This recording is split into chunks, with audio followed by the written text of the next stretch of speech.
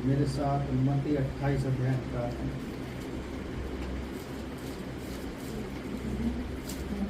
और एक जन 18 अध्याय निकाल ले, एक मत्ती 28 निकाल ले और एक 18 निकाल ले। जिससे मैं कहूँ वही पढ़े। सब लोग निकाल लो पहले।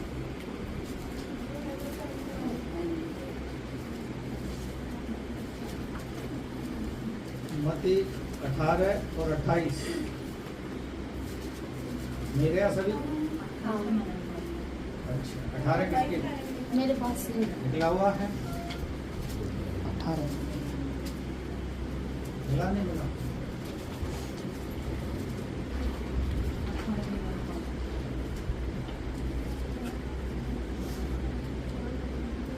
नहीं गया? पढ़ लेती है लड़की वरना। चलो पढ़ो, 18 का 20 पढ़ो।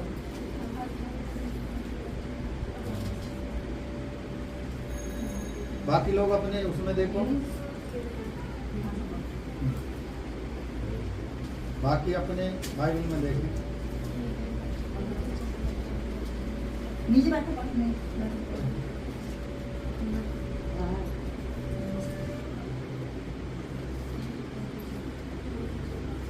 क्योंकि जहाँ 2 या 3 मेरे नाम के एकत्रित होते हैं वहाँ मैं उनके बीच में हूँ। जहाँ 2 या 3 मेरे नाम से इकट्ठा होते हैं मैं उनके बीच में मौजूद हूँ। चलिए 28 वाले निकाल लें। तो मत्ती 28 में बताया था मैंने।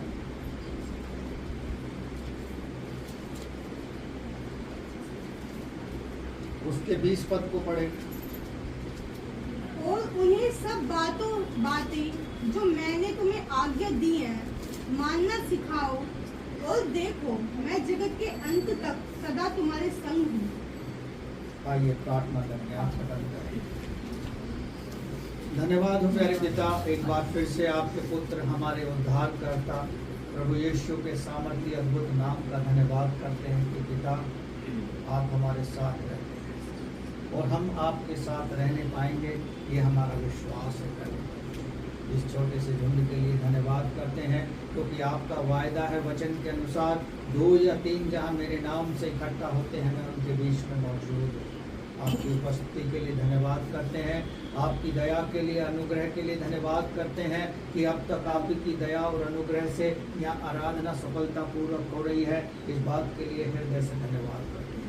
आज के इस वचन को सीखने के लिए जा रहे हैं पिता, तो सहायता कर, अपनी पवित्र आत्मा का प्रकाशन दे, बुद्धि और समझ का आत्मा दे। यहाँ जितने बैठे हैं मौजूद हैं मेरे प्रभु, तो उनके हृदय रूपी पट्टिका को खोल, बुद्धि और समझ का आत्मा दे, तेरे वचन को सीखें, शैतान की हर एक चाल उनके जीवन से नाकाम हो और तेरे वचन को सुनकर प्यारे प्रभु फल लाने वाले बन सकें। उनके हृदय रूपी पट्टिका पर लिखा जाए प्रभु, और इस वचन के द्वारा हम तेरी महिमा कर सकें। जितने यहाँ मौजूद हैं सबको तेरे हाथों में सौंपे। पवित्र आत्मा आप ही हमारे शिक्षक हैं, आप ही हमारे सिखाने वाले हैं, बताने वाले हैं, अगुवाई करने वाले हैं। सब कुछ आपके हाथों में सौंपे। अब तक संभाला है, बाकी के समय को आपके हाथों में देते हैं। जितने तक ये मेरी आवाज़, ये वीडियो पहुँचेगी प्रभु, उनके भी हृदय मनों को तैयार करना कि तेरा आत्मा उनको भी छुए और उनके हृदय में तेरा वचन गहराई से बसने पाए और वो भी तेरी महिमा करने पाए। सब कुछ तेरे हाथों में सौंपते हुए प्रार्थना को सुना है, धन्यवाद करते हैं यीशु प्रभु के नाम से मांगते हैं। Hallelujah hallelujah. चलिए प्रभु का धन्यवाद हो। परमेश्वर के वचन में चलेंगे और यहाँ लिखा है मत्ती 28 को जब हम पढ़ते हैं, और देखो जगत के अंत तक सदैव मैं तुम्हारे साथ। यानी परमेश्वर एक वायदा, एक प्रॉमिस हमें दे रहा है कि जगत के अंत तक सदैव मैं तुम्हारे साथ। वो तो साथ है, क्या हम उसके साथ हैं? वो तो प्रॉमिस कर रहा है और हमारे साथ रहता भी है और पूरा भी करता है। जिस प्रकार से परमेश्वर ने मूसा को कहा और उसके बाद यहोशू को कहा कि हिया बांध दृढ़ हो जा और भय ने खा, जैसे मैं मूसा के संग संग रहा मैं तेरे भी संग संग रहा। यहोशू को विश्वास था। इतने सारे लोगों में परमेश्वर ने यहोशू को चुना। और यहाँ जितने मौजूद हैं या और जगह भी जो मौजूद रहते हैं, हमें नहीं पता परमेश्वर ने किसको चुना, लेकिन उसका वायदा है, मैं जगत के अंत तक सदैव तुम्हारे साथ रहूंगा। एक बात मत करो लड़की, सदैव तुम्हारे साथ रहूंगा। लेकिन क्या हम परमेश्वर के साथ रहते हैं? क्या उसी को स्मरण करके सब काम करते हैं? क्या उठते बैठते सोते जागते उसका धन्यवाद करते हैं? ये हम अच्छे से जानते हैं, ये आप और हम अच्छे से जानते हैं। मैं पिछले सप्ताह एक परिवार में प्रार्थना के लिए गया। वो परिवार का एक सदस्य अपने परिवार के लोगों से कह रहा है, तुम लोग तो प्रार्थना ना करते हो ना करवाते हो, तो परमेश्वर तुम्हारी कैसे सुनेगा, कैसे तुम्हारे साथ रहेगा?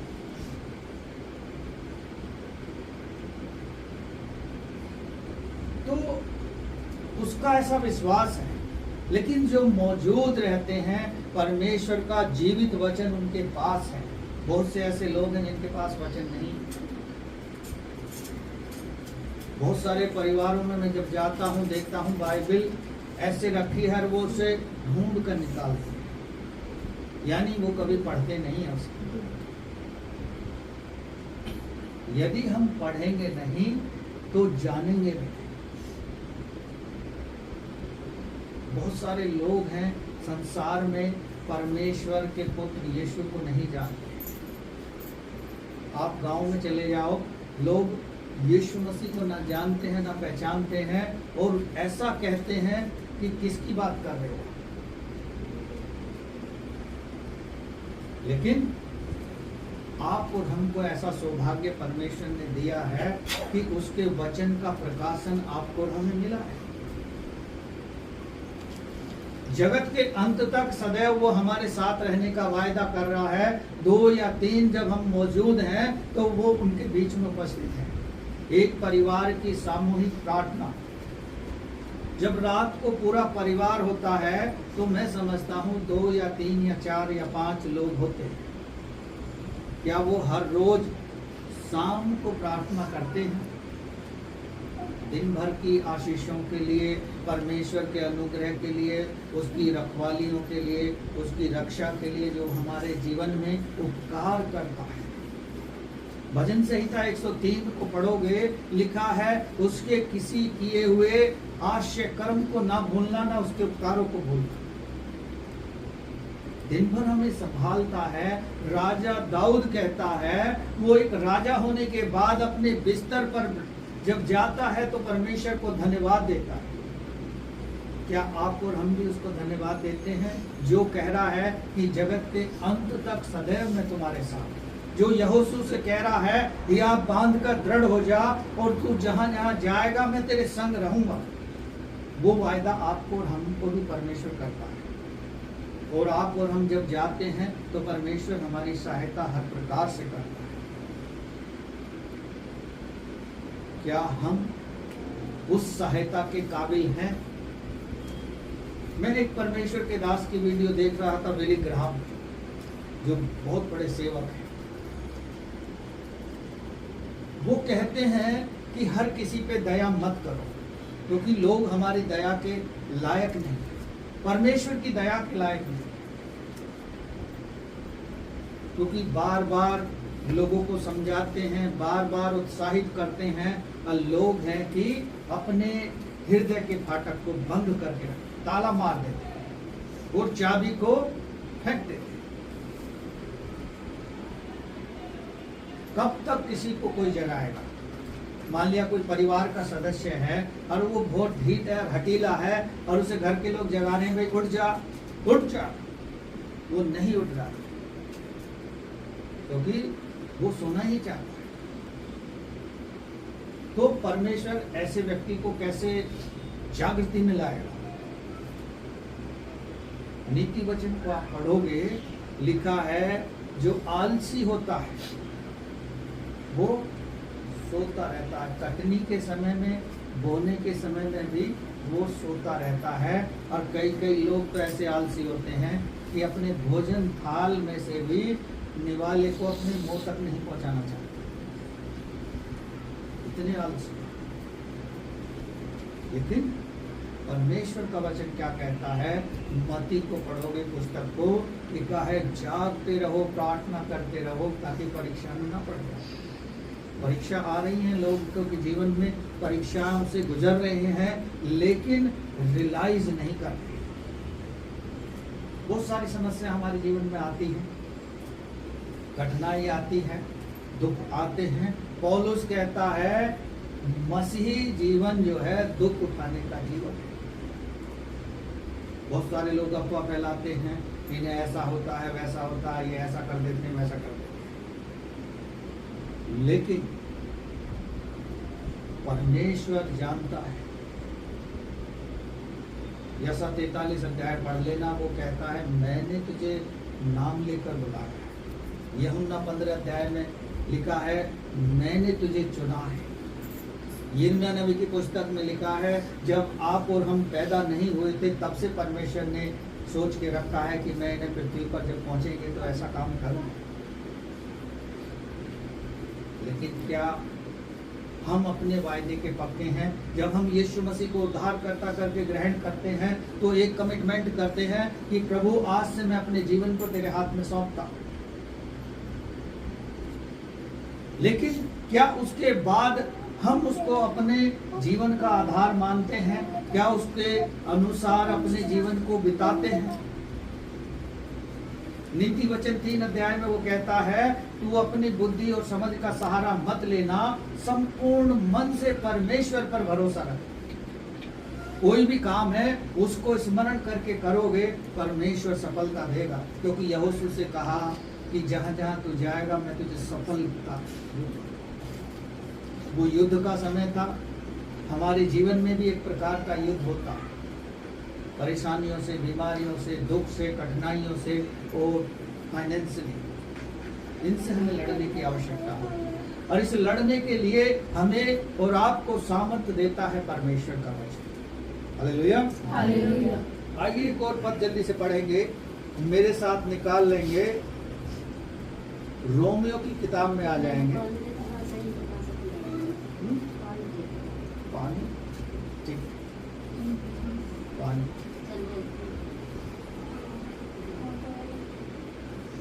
एक मिनट, हाँ, रोमियो 7 अध्याय निकाल लेंगे।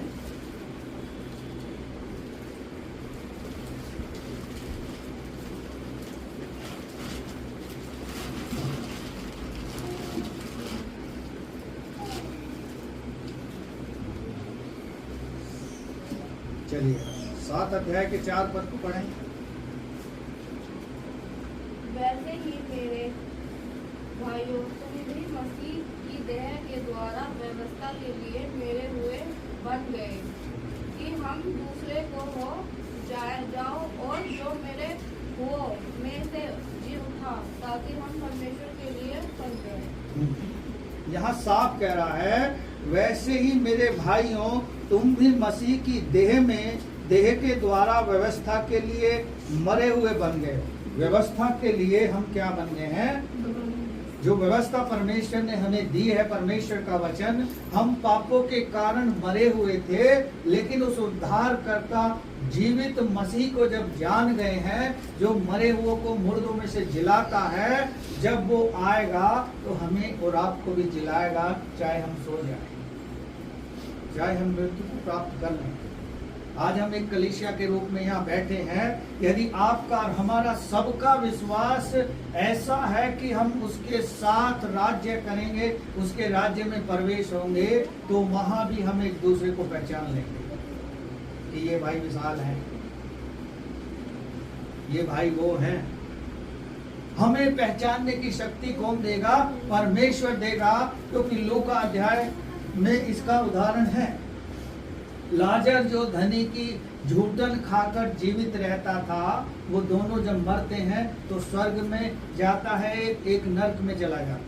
वहां तो वो एक दूसरे को पहचान लेते, धनी लाजर को पहचान लेता जो उसकी झूठन खाता था।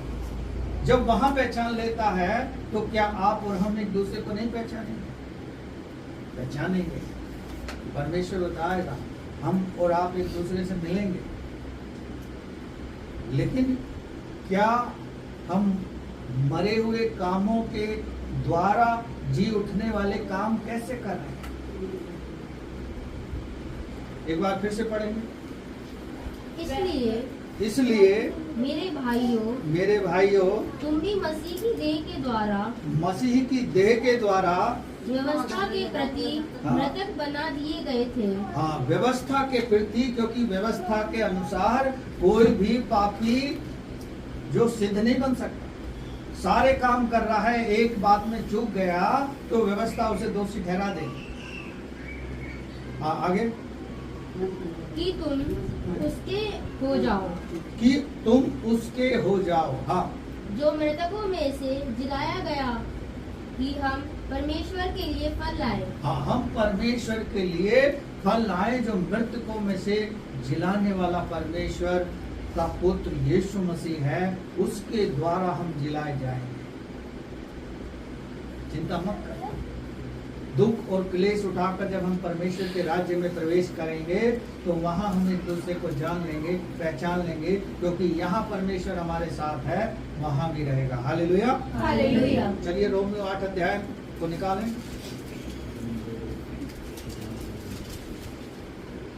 इसके पहले पद को पढ़ें।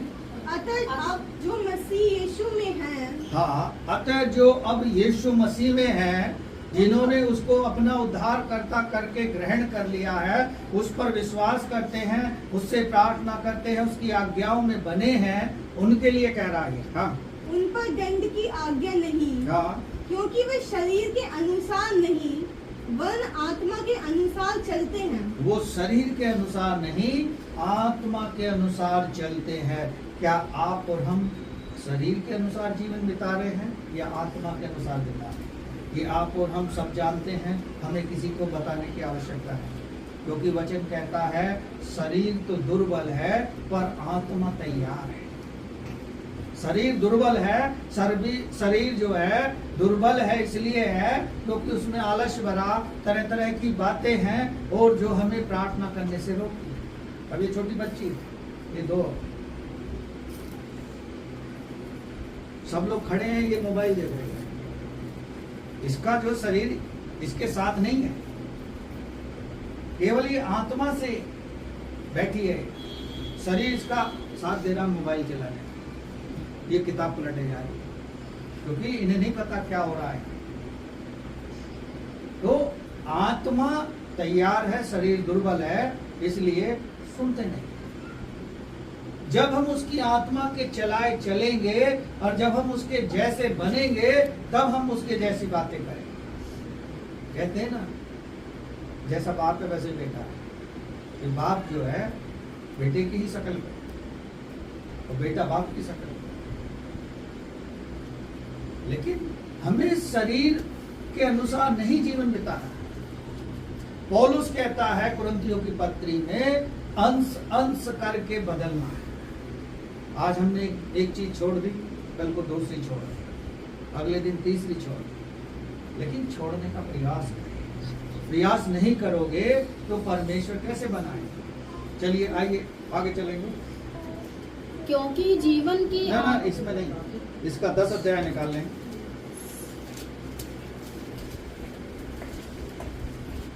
उसके 17 पद को पढ़ेंगे। अतः विश्वास सुनने से और सुनाना मसीह के वचन के द्वारा होता है। हाँ, विश्वास सुनने से आता है।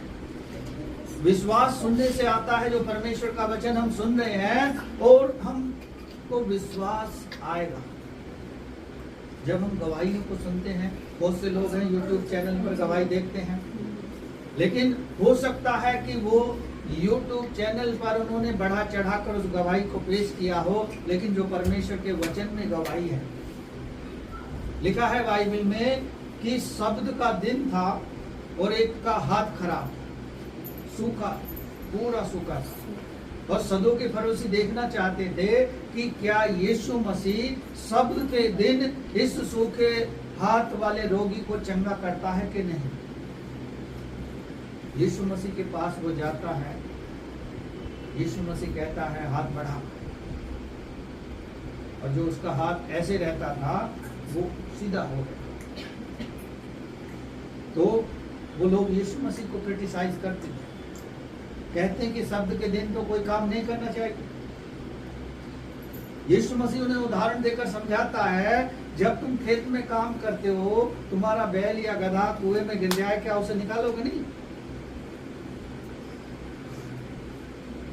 बहुत से लोग प्रार्थना में कहते हैं आज शब्द का दिन। क्या है शब्द का दिन? शब्द का दिन है क्या? संडे का दिन या शब्द का दिन के किसको कह रहे हैं? उर्दू को समझना और सीखना बहुत कठिन है। अब जैसे कहते हैं ना कलाम, ये किसका शब्द है? उर्दू का शब्द, और उसका हिंदी क्या है? वचन। इंग्लिश क्या है? वर्ड ऑफ गॉड, परमेश्वर का वचन। तो समझना बड़ा मुश्किल है, बोलना बड़ा आसान। आसमान, हे हमारे बाप तू जो आसमान है, वो प्रभु की प्रार्थना बोलते हैं। एक जने मुझसे पूछ रहे थे, मैं मैथोडिस्ट फैमिली में गया दुआ करने, कि प्रभु जी, उनकी पास्टर जी, आप प्रभु की प्रार्थना नहीं बोलते? मैंने कहा ऐसा कहीं बाइबल में लिखा है कि नहीं? जरूरी है, जरूरी है, लिखा हो तो मैं बता दो। लेकिन प्रभु की प्रार्थना हमें बोलनी चाहिए, लेकिन कुछ लोग नहीं इस्तेमाल करते, खास तौर से पेंटिकोस्टल पास्टर्स। लेकिन परमेश्वर का वचन हमें साफ बताता है कि मैं जगत के अंत तक तुम्हारे साथ हूं, तो हम और आप भी उसके साथ रहें। वो जब हमारे साथ है तो हम अकेले क्यों हैं?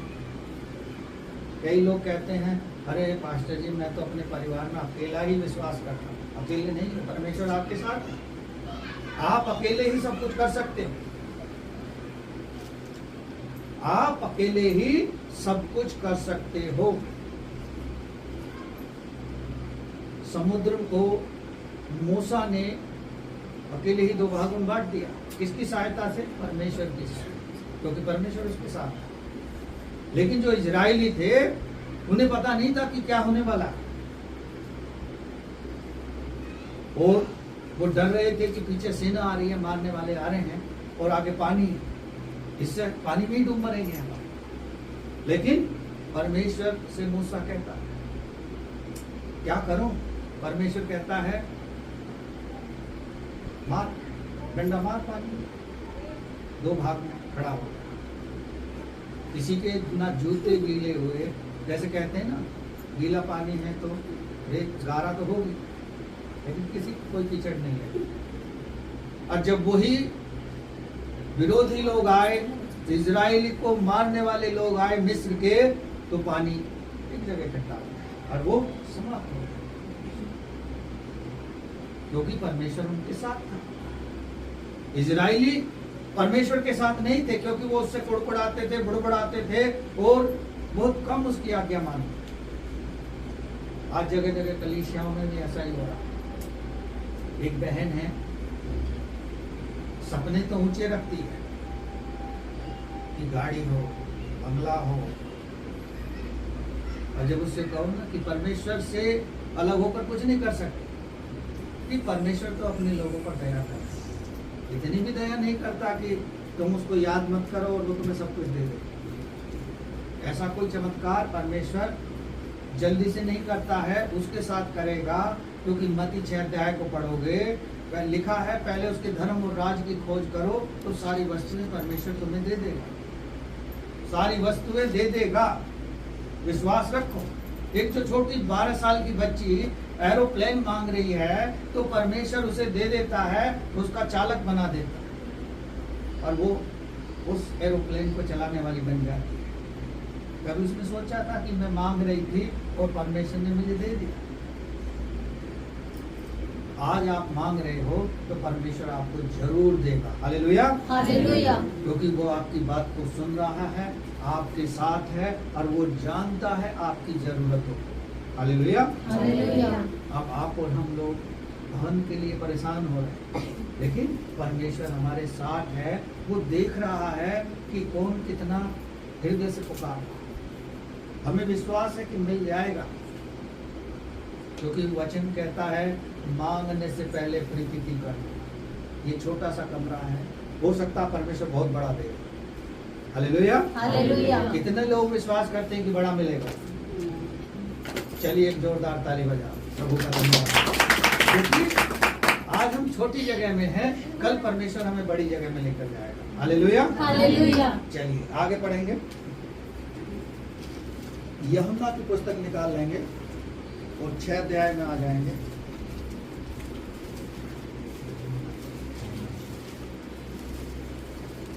चलिए यूहन्ना 6 अध्याय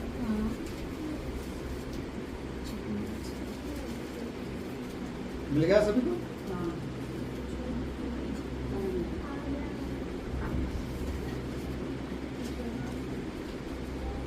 मिल गया सबको 6 अध्याय? हाँ। चलिए 53 से पढ़ेंगे 56 तक। यीशु ने उनसे कहा, मैं तुमसे सच सच कहता हूँ। हाँ, यीशु मसीह ने किससे कहा? आपसे और हमसे कहा, क्योंकि आप और हम पढ़ रहे हैं वचन को। उस समय वो लोग पढ़ रहे थे तो उनसे कहा, और आज हमसे कह रहा है। क्या कह रहा है? जब तक मनुष्य के पुत्र का मांस न खाओ और उसका लहू न पियो, तुम में जीवन नहीं। हाँ, अब लोग कहेंगे कि मांस तो मैं खाता नहीं, तो कैसे हम यीशु मसीह का मांस खाएंगे? उसकी देह में कैसे शामिल होते हैं? लॉर्ड सफर जो है, प्रभु का मेज जो है, वो उसी का उदाहरण है। और उसने उस काम के लिए वो कहकर गया कि मेरे स्मरण के लिए यही किया करो, यही किया करो। लेकिन लोग और मुझसे काम कर रहे हैं। मांस खाने का मतलब ये है कि हम उसके देह रूपी वचन को रोज अपने हृदय में बसाएं, वचन को पढ़ें। वो हमें सामर्थ देता है। परमेश्वर का वचन कुरिन्थियों की पत्री में कहता है, जो मुझे सामर्थ देता है उसकी ही दी हुई सामर्थ से मैं बहुत कुछ कर सकता हूँ। बहुत कुछ का मतलब कुछ भी कर सकते हो आप, उसकी जब सामर्थ वो देता है। सिमसोन के बारे में कितने लोग जानते हैं? जब सिमसोन पर आत्मा उतरता था तो शेर जैसे व्यक्ति, उससे जानवर से जो लोग डर जाते हैं, उसने उसे जबड़ा पकड़ के फाड़ दिया था, 2 भाग कर दिया था। वो डरा नहीं था। इतनी ताकत परमेश्वर के की आत्मा के द्वारा उसके अंदर आ जाती। राजा दाऊद जब गोलियत से युद्ध करने के लिए जाता है तो गोलियत क्या सर से लेके पैर तक वो ढका हुआ था, लेकिन एक जगह उसका खाली था। राजा दाऊद एक छोटा बच्चा था जो कुछ नहीं समझता था, युद्ध के नियम कानून नहीं जानता था, लेकिन गोफन लिया, पत्थर लिए, नाले में से निकाले और युद्ध के लिए निकल पड़ा। और कहता है गोलियत को ललकार के, आज मैं तेरा अंत कर दूंगा। जो लोग डर कर उससे भाग रहे थे और आधा युद्ध ऐसे ही हार गए थे, दाऊद ने गोफन में पत्थर रखा, घुमा के उसके मारा, उसके माथे में लगा और वो मर गया। राजा दाऊद ने फिर उसके तलवार को निकाला और उसकी गर्दन को काट डाला। तो परमेश्वर की दी हुई सामर्थ से आप और हम बहुत कुछ कर सकते हैं, हमें सफलता अवश्य मिलेगी। हालेलुया। हालेलुया। पिछले हफ्ते वो बहन आई थी, कह रही ना, मैं तो बेहोश हो गई थी, लेकिन पुलिस की जॉब दी हुई परमेश्वर की देन है। परमेश्वर ने उसे जॉब दी है, और नहीं वो तो फेलियर हो गई थी। लेकिन परमेश्वर ने उस पर दया की। वो देखता है क्योंकि साथ रहता है। आपके और हमारे भी साथ है। वो देखता है कि हमें क्या चाहिए, वो देखता है। हालेलुया। हालेलुया। हमें चंगाई की जरूरत है, वो देख रहा है कि हाँ इसको चंगाई की जरूरत है, वो देगा। लिखा है वचन में, अंत में मैं ऐसा करूंगा तुम्हारी इच्छा को पूरी करूंगा। हालेलुया। हालेलुया। चलिए आगे बढ़े। जो मेरा मांस खाता और मेरा लहू पीता है, अनंत जीवन उसी का है, और मैं उसे अंतिम दिन फिर जिला उठाऊंगा, क्योंकि मेरा मांस वास्तव में खाने की वस्तु है और मेरा लहू वास्तव में पीने की वस्तु है। जो मेरा मांस खाता और मेरा लहू पीता है, वह मुझसे स्थिर बना मुझ में स्थिर बना रहता है। मुझ में स्थिर बना रहता है और मैं उसमें। हाँ, वो मुझ में स्थिर बना रहता है, जो प्रतिदिन और प्रति माह उसकी मेज में शामिल होता है, उसके वचन को रोज पढ़ता है। हम शारीरिक भूख के लिए बहुत कुछ खा रहे हैं, लेकिन आत्मिक भोजन के रूप में हम वचन को रोज ले रहे हैं, नहीं ले रहे। उसने वाचा बांधी थी राजा दाऊद से, मैं तेरे वंश से राजा उत्पन्न करूंगा। हो सकता है आपके और हमारे जीवन के लिए भी उसने वाचा बांधी। आप वचन को पढ़ोगे तो आपको पता लगेगा।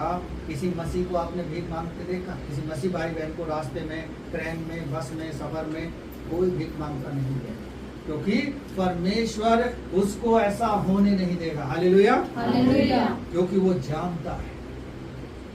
लिखा है, तू मुंह पसार मैं उसे भर दूंगा। वह पुकारने से पहले ही सुनकर उत्तर देगा। हम मांग रहे हैं, वो हमें दे देगा। हालेलुया। हालेलुया। चलिए आगे पढ़ेंगे। जैसा जीवते पिता ने मुझे भेजा और मैं पिता के कारण जीवित हूँ, वैसा ही वह भी जो मुझे खाएगा मेरे कारण जीवित रहेगा। जो रोटी स्वर्ग से उतरी यही है, उस रोटी के समान नहीं जिसे बाप दादों ने खाया और मर गए। जो कोई यह रोटी खाएगा वह सर्वदा जीवित रहेगा। हाँ, जो इस रोटी को, वचन रूपी रोटी को खाएगा, परमेश्वर को स्मरण रखेगा, उसकी आज्ञा के अनुसार चलेगा, उसमें बना रहेगा, तो वो सर्वदा जीवित रहेगा। लोग कहेंगे कैसे जीवित रहेंगे?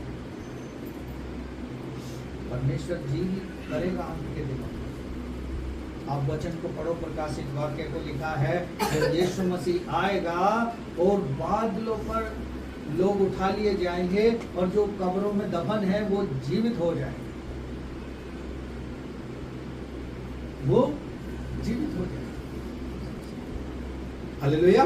हालेलुया। तो परमेश्वर पर भरोसा रखो, उसके वचन में, उसकी संगति में, उसके साथ बने रहो, तो आपको अनंत जीवन वो देगा। जिसके लिए लोग परेशान हैं और बहुत सारे काम कर रहे हैं, जगह जगह यात्राएं कर रहे हैं, तीर्थ यात्राओं पर जा रहे हैं, लेकिन मन की शांति उनके पास नहीं। आज मैं बहुत सारे जगह देखता हूँ, अपने बुजुर्गों की सेवा करने के बजाय कोई उन्हें अनाथ आश्रम छोड़ जाता है, कोई उन्हें रास्ते पर भटकने के लिए छोड़ देता है। जिन्होंने माता पिता ने जन्म दिया वो उसी को छोड़ देते हैं। लेकिन परमेश्वर का वचन इब्रानी की पत्री में कहता है, मैं तुझे कभी अनाथ न छोड़। हालेलुया। हालेलुया। जन्म देने वाले माता पिता आपको और हमको छोड़ देंगे, लेकिन परमेश्वर हमें नहीं छोड़ेगा, क्योंकि उसका वायदा है कि जगत के अंत तक सदैव मैं तुम्हारे साथ। आप उस पर विश्वास करके तो देखो, आप उससे कहकर तो देखो कि मुझे ये चाहिए, वो आपको देगा। धैर्य के साथ उसकी बात करो। हालेलुया। हालेलुया। आइए आगे चलेंगे, कुलुस्सियों की पत्री निकालेंगे।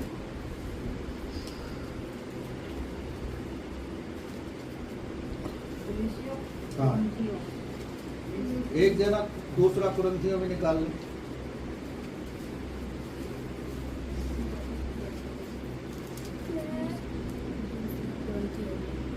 कुलुस्सियों 3 अध्याय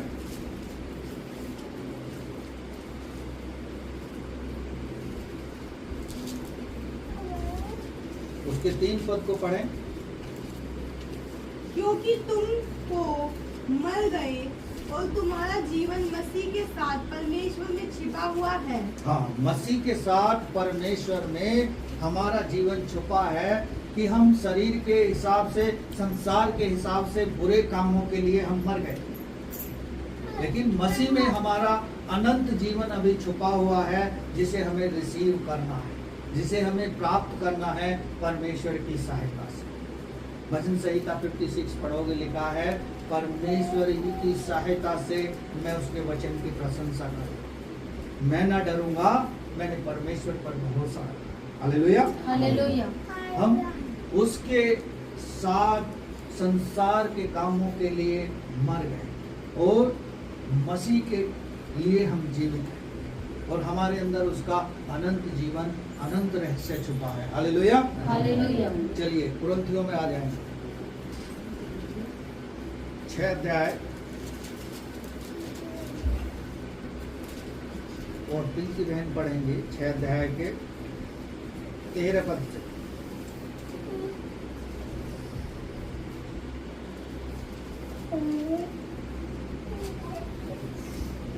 तुम्हें बच्चे समझकर अब मैं कहता हूँ कि तुम भी इसके बदले अपने हृदय हमारे लिए खोल दो। हाँ, किन से कह रहा है पौलुस? किन से कह रहा है बताओ? कलीसिया के लोगों से कह रहा है, मैं तुम्हें बच्चे समझकर ये विनती करता हूँ कि अब तुम अपने हृदय को खोल दो। हृदय जो बंद है, जो हम अपने तरीकों से अपने हृदय को चला रहे हैं, अपने मन के चलाए चल रहे हैं, उसको खोल दो। हाँ, आगे 14 का नहीं, आगे 13 का 14 पढ़ो इसका। अविश्वासियों के साथ अरमान असमान जुए में न जुटो, क्योंकि धार्मिकता का अधर्म से क्या मेल। हाँ, यहाँ साफ कह रहा है अविश्वासियों का और अधर्मियों का क्या मेल है? फिर से पढ़े। अविश्वासियों के साथ असमान जुए में ना जुटो। हाँ, अविश्वासी कौन है? जो हमारे प्रियजन हैं, जो परमेश्वर को नहीं जानते, हम उनके साथ असमान जुए में ना जुटे। वो कह रहे हैं अरे चल ऐसा कर ले। अच्छा, कितने लोग ऐसे हैं जो परमेश्वर के वचन को समझते नहीं है? हाथ उठाओ जरा, कि मैं पढ़ता हूं लेकिन समझ नहीं आता। कोई है ऐसा जो पढ़ता हो और उसकी समझ नहीं आता हो? यहाँ लिखा अविश्वासियों के समान असमान जुए में ना जुटो।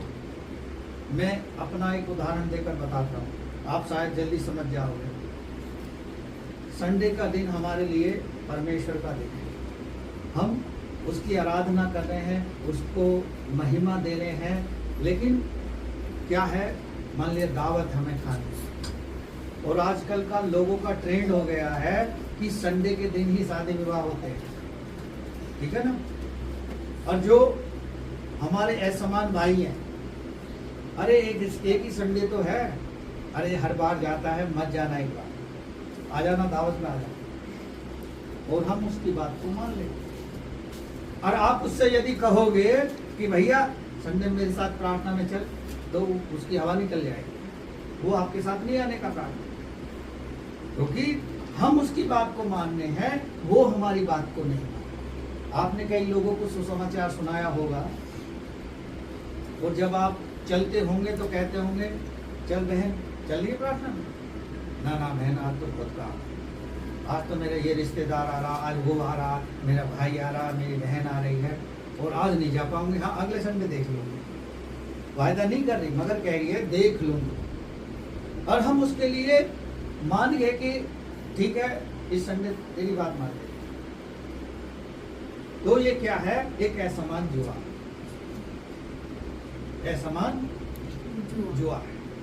आगे बढ़े।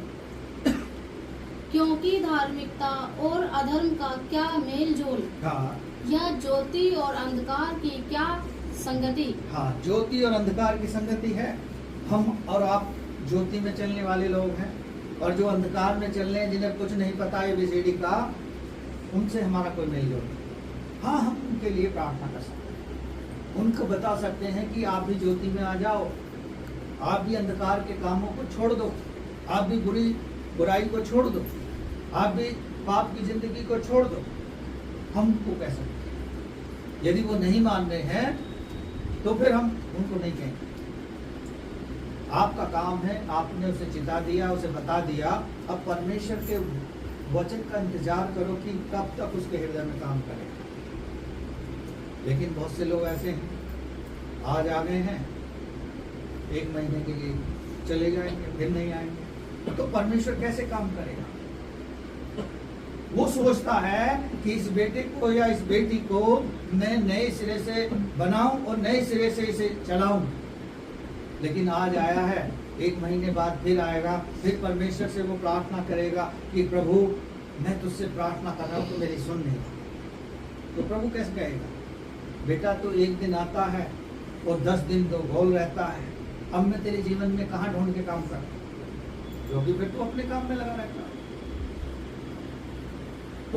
तो परमेश्वर के लिए कठिन है। जो बच्चा लगातार स्कूल जाता है, अपनी हर क्लास अटेंड करता है, उसे मास्टर क्या करता है? रिवॉर्ड देता, अच्छा समझता है ये बच्चा ब्रिलियंट स्टूडेंट है। परमेश्वर भी जो लगातार आता है उसके साथ बना रहता है, उसे भी वो ब्रिलियंट समझता है। हालेलुया। हालेलुया। उसके जीवन में बहुत जल्दी काम करता है। बहुत से लोग हैं कहते हैं कि मैं सोच ही रहा था कि परमेश्वर ने मुझे दे दिया, क्योंकि वो उसके साथ बना है, उसकी प्रेजेंस में चल रहा है, उसकी प्रेजेंस में जीवन को बिता रहा है। हालेलुया। हालेलुया। यही अंतर है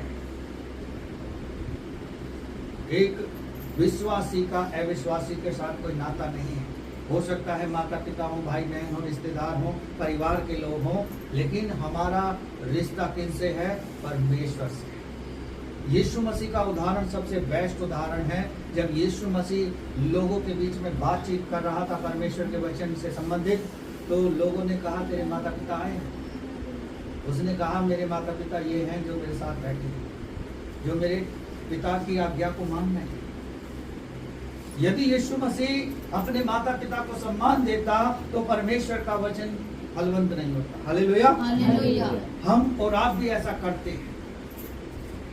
हम अपने लोगों को महत्व देते हैं। हमारी पड़ोस में दादी, आज मैं संडे नहीं जा रही क्योंकि मेरी तो घर के बराबर में घर है। अरे मौत हुई है, कोई बात नहीं, फोन कर दो पास्टर की, पड़ोस में एक बुजुर्ग अम्मा की डेथ हो गई, भाई हमने तो जाना ही। यीशु मसीह ने इसके लिए भी उदाहरण दिया, मुर्दों को अपने मुर्दे गाड़ने दे, तो मेरे पीछे चल। उसने कहा मैं अपने पिता को तो गाड़ाऊं, यानी उसे पिता से प्रेम था। ना उसका पिता जल्दी से मरेगा, ना उसे वो गाड़ेगा, ना वो साथ चलेगा। ये तो वही बात होगी, काम को टाल दिया। तो परमेश्वर की आज्ञाओं को हम बहुत आसानी से टाल देते हैं, जो गाढ़ा प्रॉमिस करता है कि जगत के अंत तक मैं सदैव तुम्हारे साथ। हालेलुया। हालेलुया। हमारा धैर्य, हमारा विश्वास टूटता है कब? जब हम परेशानी में होते हैं, हम परमेश्वर की ओर से अपने मन को हटा लेते हैं।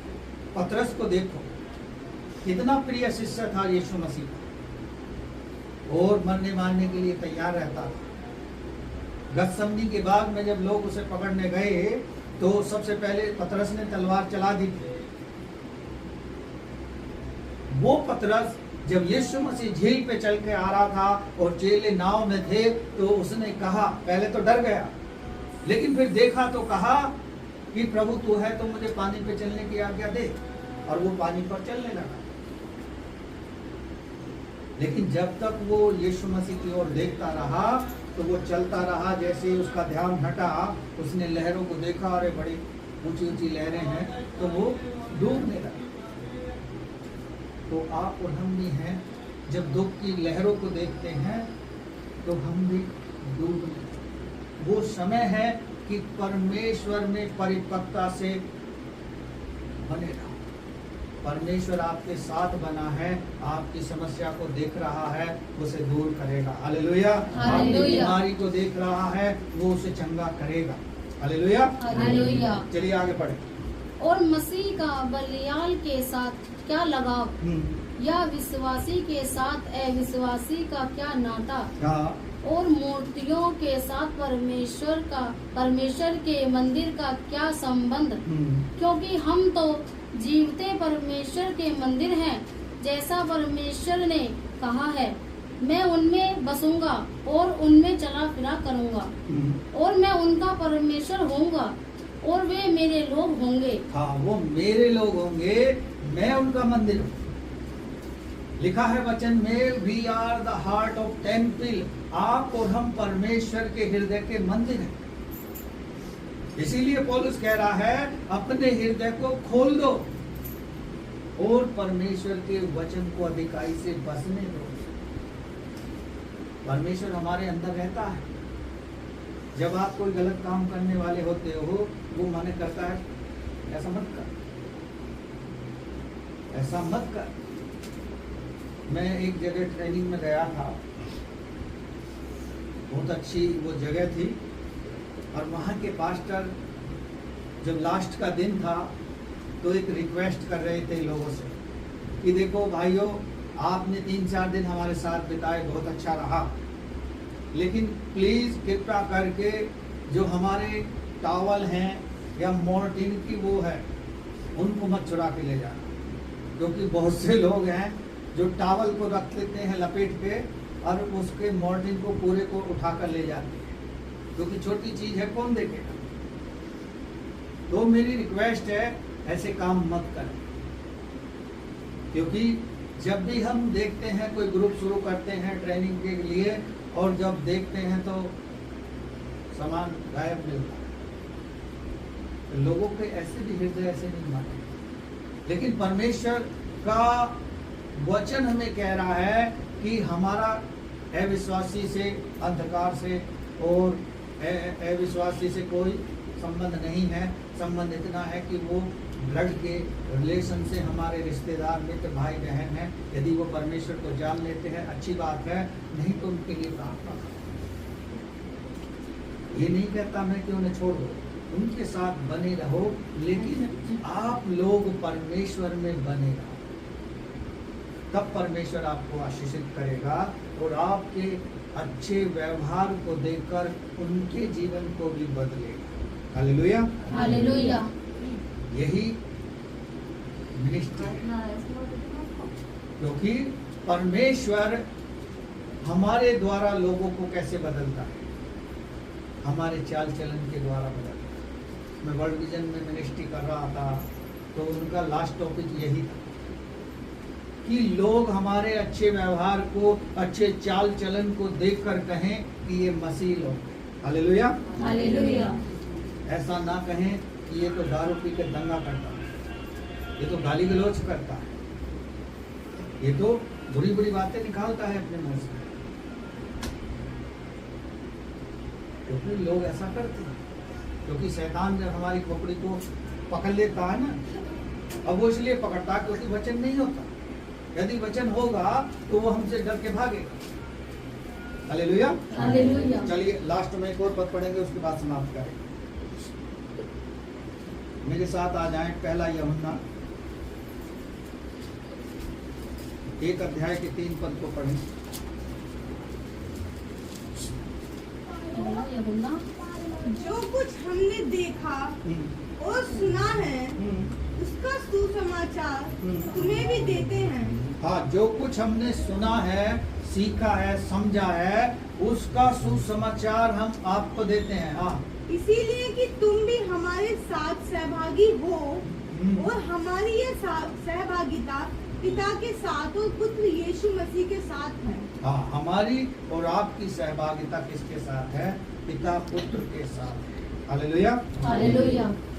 वो वायदा करता है, जगत के अंत तक सदैव मैं तुम्हारे साथ हूँ। क्या आप और हम इसके साथ हैं? क्या आप और हम उसमें बने हैं? वह यूहन्ना 15 अध्याय में कहता है, तुम मुझ में बने रहो, मेरा वचन तुम में बना रहे, तो जो चाहो मांग लो, परमेश्वर दे देगा। Hallelujah, hallelujah. परमेश्वर का धन्यवाद है सुंदर से वचन